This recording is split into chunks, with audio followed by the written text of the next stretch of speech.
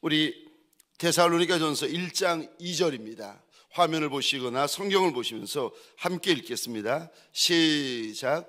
우리가 너희 모두로 말미암아 항상 하나님께 감사하며 기도할 때 너희를 기억함은. 아멘. 한 번 더 우리 함께 고백하겠습니다. 시작. 우리가 너희 모두로 말미암아 항상 하나님께 감사하며 기도할 때에 너희를 기억함은. 아멘. 저를 한번 따라해 주시겠습니까? 너희 모두로 말미암아, 너희 모두로 말미암아.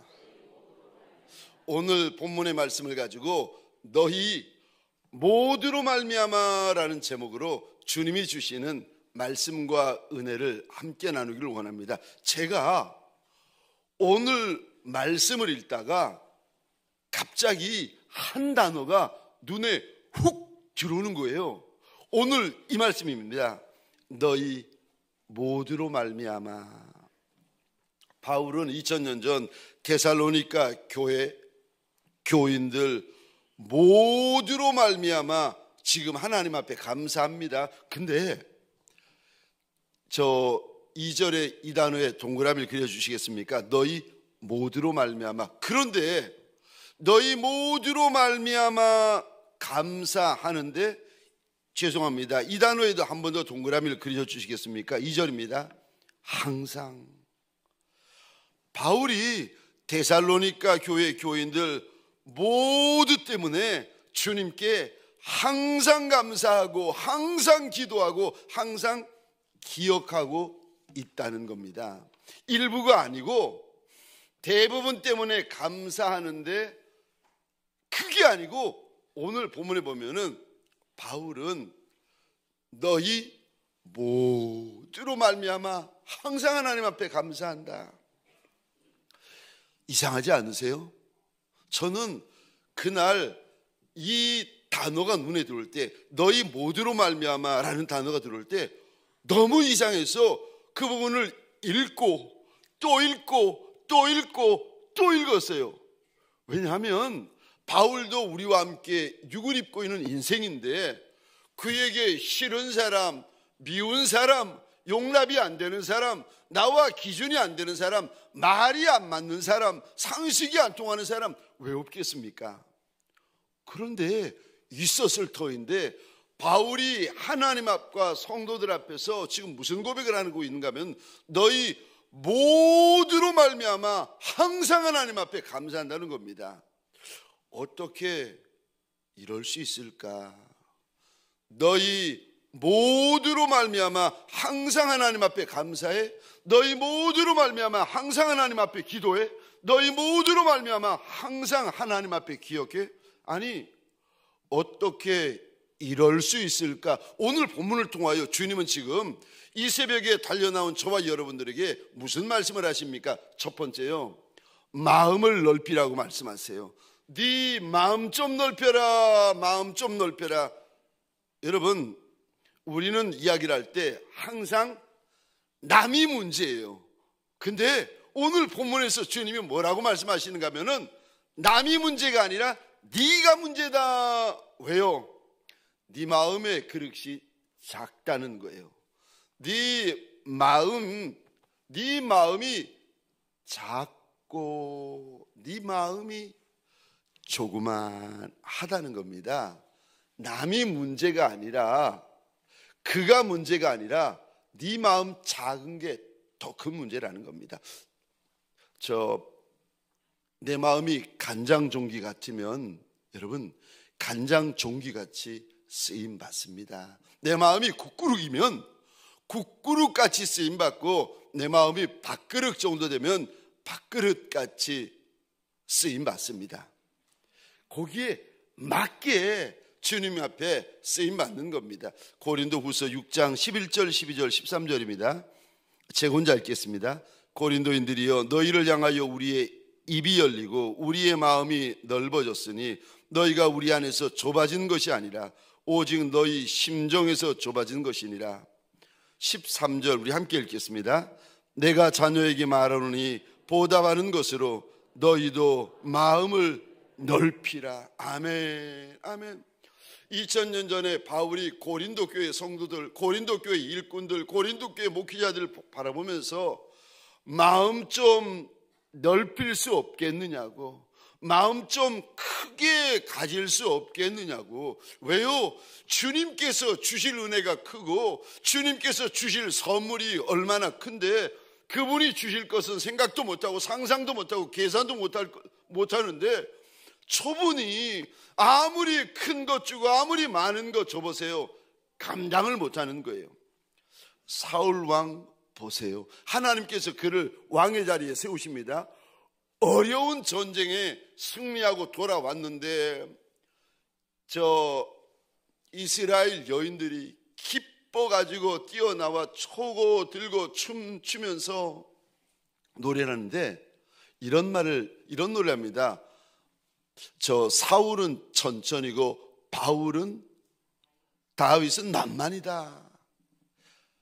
그냥 그러면 그렇게 하면 그러려니 하고 넘어가면 될 거 아니겠습니까? 치가 왕인데.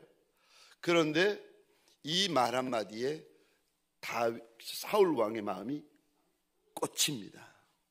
그리고는 그때부터 평생에 사울 왕이 한 것이라고는 여인들이 노래 불렀던 그 한 구절, 사울은 천천, 다윗은 만만, 그 한 구절에 평생을 묶여 살아요.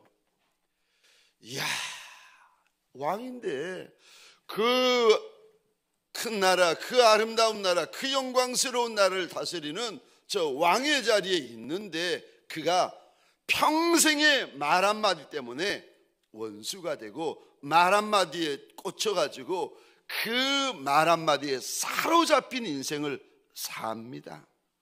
왕인데 이럴 수 있습니까? 이럴 수 있습니다. 목사님인데 이럴 수 있습니까? 이럴 수 있습니다. 우리 모두는 이럴 수 있습니다. 그래서 주님께서 너희는 사울왕 같은 그런 인생을 살지 말라고 성경에 기록해서 우리에게 거울로 보여주시는 거 아니겠습니까?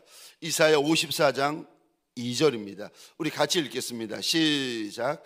내 장막터를 넓히며 내 처소의 휘장을 아끼지 말고 널리 펴되 너의 줄을 길게 하며 너의 말뚝을 견고히 할지어다.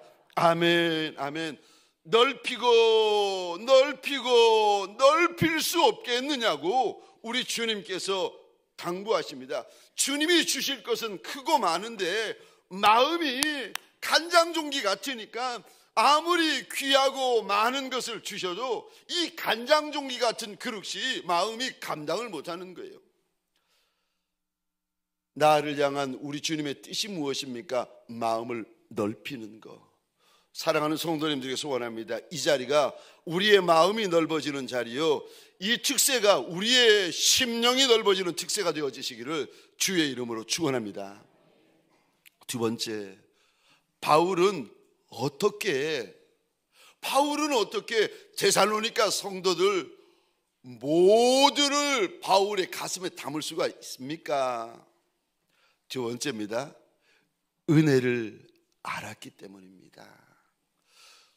주님의 은혜를 알았기 때문에 모두를 품을 수가 있었던 겁니다. 바울 자신은 주님 앞에 도저히 쓰임받을 수 없는 인생인데 그런 나를 우리 주님이 붙들어 주시고 써 주시는 주의 은혜가 얼마나 큰지, 얼마나 많은지, 주의 은혜가 나한테 부어주시는 주의 은혜가 얼마나 과분한지를 바울은 알았습니다. 여러분, 은혜를 알 뿐 아니라 은혜를 잊으시면 안 됩니다. 주의 은혜는 알 뿐 아니라 주의 은혜는 잊으면 안 돼요. 바울은 평생 자기 같은 인생을 들어 써주시는 하나님의 은혜를 평생에 잊지 않습니다. 디모데전서 1장 13절, 14절, 15절 제가 혼자 읽겠습니다. 내가 전에는 비방자요 박해자요 폭행자였으나 도리어 긍휼을 입은 것은 내가 믿지 아니할 때에 알지 못하고 행하였음이라. 주의 은혜가 그리스도 예수 안에 있는 믿음과 사랑과 함께 넘치도록 풍성하였도다. 미쁘다. 모든 사람이 받을 만한 이 말이여 그리스도 예수께서 죄인을 구원하시려고 세상에 임하셨도다 하였도다. 죄인 중에 내가 괴순이라. 바울은 자기가 주님에게 절대 쓰임 받을 수 없는 존재라는 것을 바울은 알았어요. 나는 죄인 중에 괴시다.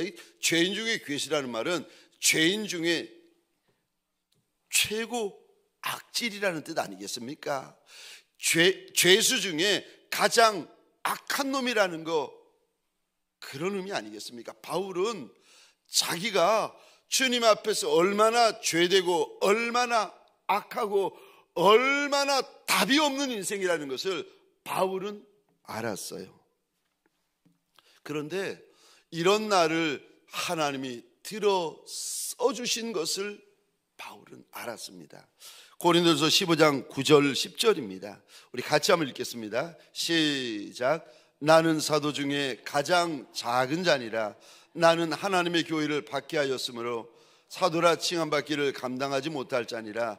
그러나 내가 나된 것은 하나님의 은혜로 된 것이니 내게 주신 그의 은혜가 헛되지 아니하여 내가 모든 사도보다 더 많이 수고하였으나 내가 한 것이 아니요 오직 나와 함께 하신 하나님의 은혜로라.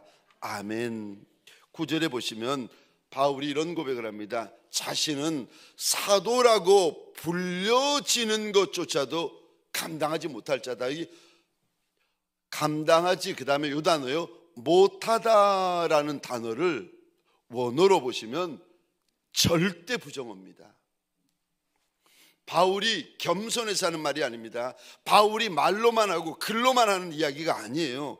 자기는 정말 죄인 중에 죄인이고 악질 중에 악질이었기 때문에 하나님에게 쓰임받을 엄두도 못 내고 하나님 앞에 쓰임받을 것을 기대할 수도 없는 인생이라는 겁니다.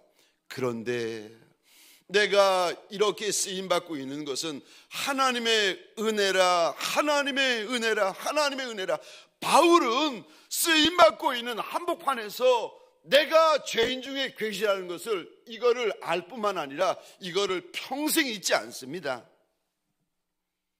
그래서 자기는 사도 중에 가장 작은 자이기, 작다라는 말은 천하다, 말재다 뭐 이런 의미인데, 자기는 사도 중에서 가장 작은 자고 사도 중에서 가장 천한 자고 사도 중에서 가장 못난 자라고 지금 고백하고 있습니다. 여러분, 누가 여러분들 보고 자기는 가장 못난 여자야, 그러면 여러분 기분 좋으시겠어요? 아멘 하시겠어요? 아니, 바로 큰 소리 나오지 않겠습니까? 목사님, 장로님, 권사님, 집사님, 여러분들을 보면서 당신은 가장 천한 직분자야, 여러분 바로 얼굴 붉어지지 않겠어요? 바울은 이런 고백을 합니다. 내가 가장 작은 자다, 내가 가장 못난 자다, 내가 가장 천한 자다. 그런데 누구도 날 써줄 리가 없는데 오직 한 분, 예수 주인이 나를 써주셨다는 겁니다. 바울은 이것을 평생 잊지 않습니다. 바울은 이것을 평생 고마워합니다. 나이가 80된 모세를 누가 들어 쓰겠습니까? 모세도 자기 같은 인생을 들어 쓰지 않을 터인데, 그런데 어느 날 노인 모세가 호렙산에 올랐더니 하나님께서 모세를 만나 주시면서 써 주시겠다는 겁니다. 그 말을 듣고 모세가 사형을 하는데, 한 번 사형하고 두 번 사형하고 세 번 사형하고 사형을 합니다. 왜 이렇게 사형하는 걸까? 모세 자신도 자기 같은 인생을 안 들어 써줄 텐데, 하물며 자기보다 자기를 더 잘 알고 계시는 우리 하나님께서 모세를 보시는데 얼마나 잘 아시겠습니까? 쓰임받고 싶지요. 그런데 나이 80된 모세가 자기를 돌아보는데 아무리 생각해봐도, 아무리 많이 생각해보고, 아무리 곰곰이 생각해봐도 염치가 없는 거예요. 하나님 앞에서 나 좀 써달라고 말할 염치가 없는 겁니다. 그러니까 모세가 하나님 앞에 납작이 엎드려서 하나님, 나는 아니라는 거예요. 나도 나 같은 인생을 안 들어 쓰실 터인데 하나님이 어쩌자고 나 같은 인생에게 찾아오셔서 들어 써주시겠다고 하시는 거냐고. 하나님 잘 생각해 보시라고. 나 아니라고. 하나님, 내가 아닙니다. 그런데도 하나님이 모세를 들어 써주십니다. 그랬더니 이 모세가 하나님의 은혜를 평생 안 잊어요. 그래서 여러분, 성경에 보시면 40년 동안, 광야 40년, 얼마나 없는 것 많고 문제 많고 힘든 것 많겠습니까? 그게 광야인데, 광야 40년 동안 무리바 물가에서 한 번 혈기를 부리고는 절대로 혈기 부리지 않습니다. 우리 주님께서 은혜를 주시면 어떤 인생은요, 주님께서 자기 같은 인생에게 은혜 주신 것을 아는 이가 있습니다. 그런데 어떤 인생은 우리 주님께서 아무리 큰 은혜를 주셔도 은혜 주신 것을 모르는 이도 있습니다. 어떤 이는 주님이 은혜를 주시면 금방 잊어버리는 이가 있습니다. 근데 어떤 이들은 바울처럼, 모세처럼, 그리고 다윗처럼 평생에 주님이 나한테 주신 은혜를 안 잊는 종도 있습니다. 은혜를 잊어버리잖아요. 어떤 모습이 되는지 아십니까? 내 마음에 싫어하는 사람이 생깁니다. 하나님의 은혜를 잊어버리잖아요. 그러면은 어떤 일이 생기는지 아십니까? 내 마음에 미워하는 사람이 생기기 시작합니다. 은혜를 잊어버리잖아요. 아무 데서나 소리 지르고 아무 데서나 혈기 부리게 됩니다. 사랑하는 성도님들에게 소원합니다. 나도 나 같은 인생을 들어 써주지 않을 것 같은데, 나도 나 같은 인생을 붙잡아 써주지 않을 것 같은데, 그런데도 이런 나 같은 인생을 들어 써주시는 주의 은혜를 알 뿐 아니라 주의 은혜를 절대 잊지 아니하는 남종과 여종들이 되시기를 주의 이름으로 축원합니다. 어떻게 바울은 데살로니가 성도 모두를 가슴에 담을 수 있습니까? 주의 은혜를 알 뿐 아니라 주의 은혜를 잊지 않아서 그렇습니다.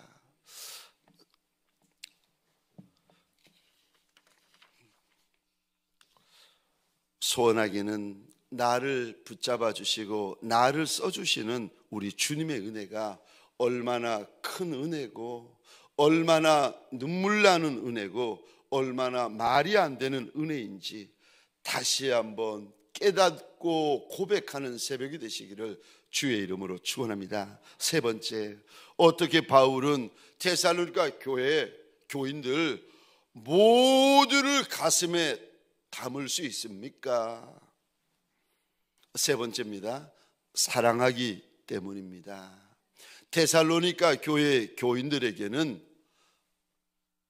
흠이 없었겠습니까? 데살로니가 교회 교인들에게는 허물이 없었겠습니까? 거기에 있는 이들은 모두가 예쁜 미스 코리아들만 모여 있었겠습니까? 아니요, 그렇지 않습니다. 그들도 흠이 있었고, 그들도 점이 있었고, 그들도 허물이 있었습니다. 그들도 우리처럼 점과 흠과 티가 많았을 겁니다. 그런데 바울은 점이 있는 그들, 흠이 있는 그들, 티가 있는 그들, 허물이 있고 허물이 많은 그들을 사랑으로 덮습니다.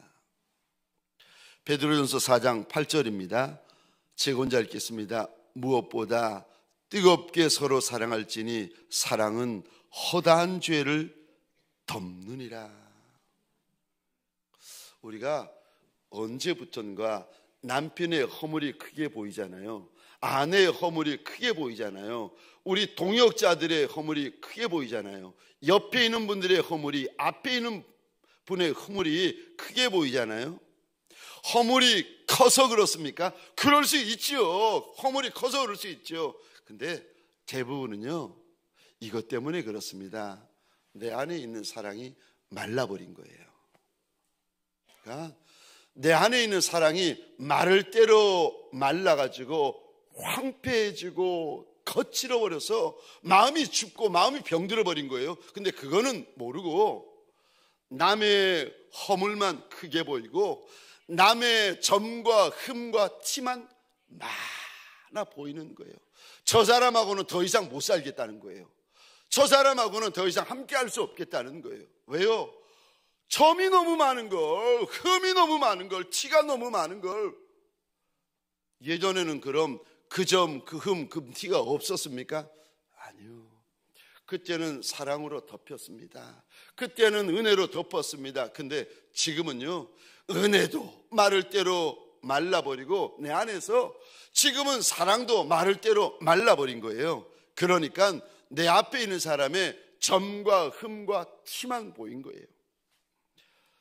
주님은 베드로의 입술을 통하여 우리에게 당부하십니다. 사랑하되 뜨겁게 사랑해야 된다. 사랑이 식고 사랑이 말라버리면 그때부터는 여지 없습니다. 누구도 예외 없습니다. 상대의 허물이 커 보입니다. 상대의 허물이 많아 보입니다. 모든 거는 상대의 허물 때문인 거예요. 상대의 허물을 내가 감당을 못하겠는 거예요.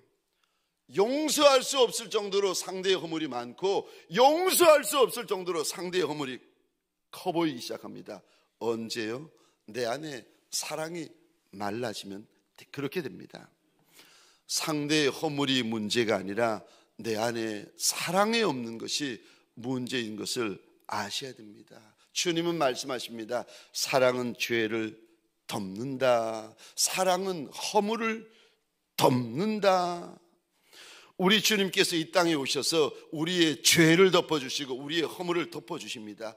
예수 그리스도의 보혈로 우리의 그 많은 죄, 그 많은 허물, 그 많은 부끄러움을 주님께서 가리워주시고 덮어주십니다. 여러분, 이게 복음입니다. 내 옆에 있는 이들을 작아도 사랑하십시다. 내 옆에 있는 이들을 천해도 사랑하십시다. 내 옆에 있는 이들이 못나도 사랑하십시다.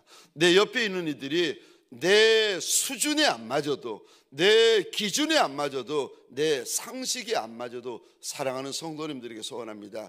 그래도 사랑하십시다.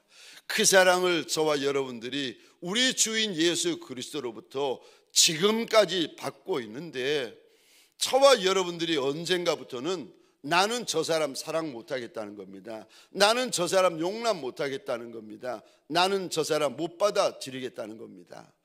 그 모습을 보시며 그 말을 들으시며 주님께서 얼마나 슬퍼하시겠습니까? 주님이 날 사랑해 주시는 것은 알겠는데, 주님이 날 사랑해 주시는 고마운데 나는 저 사람은 용납을 못하겠다는 거예요. 저 사람 싫어 죽겠다는 거예요. 저 사람 미워 죽겠다는 거예요. 저 사람하고는 함께 할 수 없다는 겁니다. 저와 여러분들에게 부탁을 드립니다. 끝까지 사랑하십시다. 주님께 하듯이 그렇게 사랑하십시다. 적용 질문입니다. 첫 번째 질문입니다. 당신은 당신 같은 사람을 쓰시겠습니까? 저는 주님 앞에 고백했습니다. 수년 전에, 하나님, 나는 나 같은 인생 못 들었습니다. 저는 주님 앞에 그런 고백을 드렸는데, 1번, 당신은 당신 같은 사람을 쓰시겠습니까? 2번 질문입니다. 당신은 당신 같은 사람을 들어 써주시는 우리 주님 앞에서 어떤 마음으로